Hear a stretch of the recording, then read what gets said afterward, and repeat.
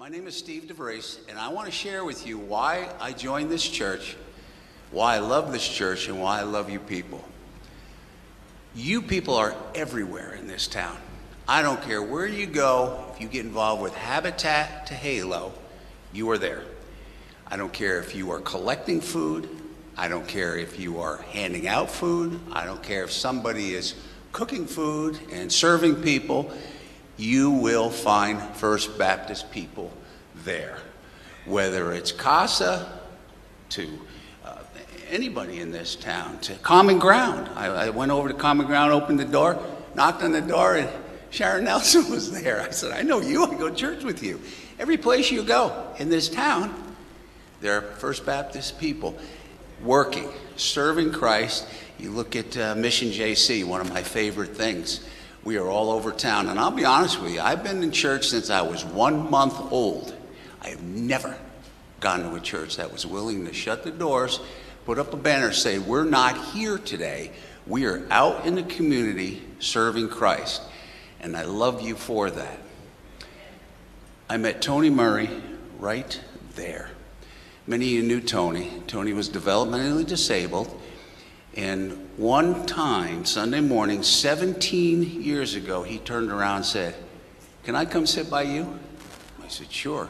And that started a 17-year friendship. We went out at least once a month or so.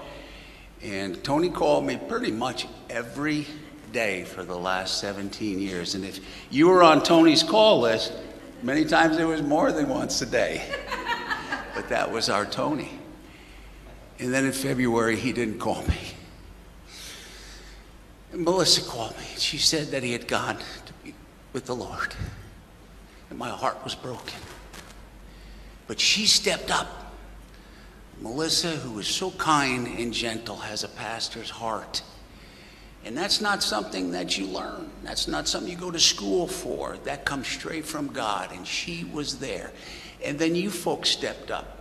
I got so many phone calls, I got texts, I got emails. Hey, do you need any help? If you need any money, if you need us to chip in, give me a call. And then you came to the funeral home. And you know, and even the folks at the mortuary, at Freeman's Mortuary, were really surprised at how many people were there. And remember, those are outside eyes looking in at us. And we were able to take Tony and put Tony's body in the ground with dignity, with dignity that befits a child of God and someone who is loved by his family. And not shortly after, Angela Meredith went to be with the Lord. And I'll tell you, the first thing I thought that came to me when I heard that was the 2nd chapter of Job, the 13th verse. And the paraphrase says, and the friends came and sat with Job in the dirt. And no one talked for 7 days and 7 nights because they could see the grief that Job was suffering. And you all came here and you could feel it. And a young gal that we know who's not a member of this church, again, outside eyes looking in, said, you could really feel the love here. I said, well, it's because we're family. Not shortly after that, I got a phone call that Tony's death certificate had come in. So I got a copy and I went up to Maplewood residential home where Tony lived, and I talked to Ed Bothy. Now, Ed Bothy has been the manager there for 25 years. Now, Ed was at the funeral home. And again, you've got outside eyes looking in. And he said to me, he said, Steve, you realize that 75% of the people who live here, and there's probably 40 people, some that lived at where Tony lived, at that residential home. He goes, they have families that have nothing to do with them. It's like Tony. Tony had a family. He was adopted, but he had a family. But since he was 18, they had nothing to do with him. And he said, you know, when those people die, he went like that. They're all alone.